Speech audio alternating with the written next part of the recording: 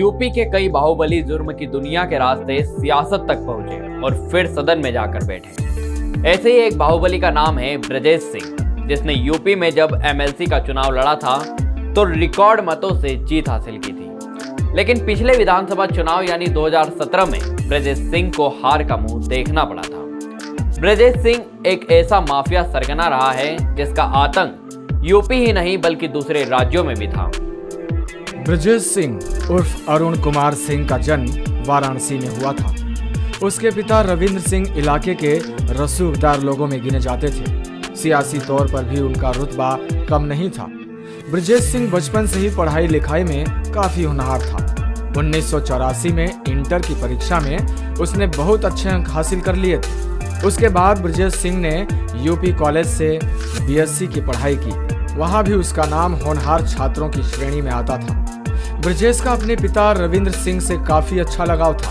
पिता चाहते थे कि ब्रजेश पढ़ लिख कर अच्छा इंसान बने, लेकिन किस्मत को कुछ और ही मंजूर था। 27 अगस्त 1984 को वाराणसी के धरहरा गांव में ब्रजेश के पिता रविंद्र सिंह की हत्या कर दी गई। उनके सियासी विरोधी हरि सिंह और पाचू सिंह ने साथियों के साथ मिलकर इस हत्याकांड को अंजाम दिया था। पिता की मौत ने ब्रजेश सिंह के मन में बदले की भावना को जन्म दे दिया। वो अपने पिता की हत्या का बदला लेने के लिए बेताब था। 27 मई 1985 रविंद्र सिंह का हत्यारा हरिहर सिंह ब्रजेश सिंह के सामने आ गया।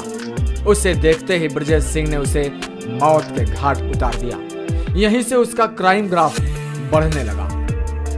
ब्रजेश ने हरिहर को मौत के घाट तो उतार दिया था, लेकिन उसका गुस्सा शांत नहीं हुआ था। उसे उन लोगों की तलाश थी जो उसके पिता की हत्या में हरिहर के साथ शामिल थे। वो 9 अप्रैल 1986 का दिन था। अचानक बनारस का सिरकौर गांव गोलियों की आवाज से गूंज उठा।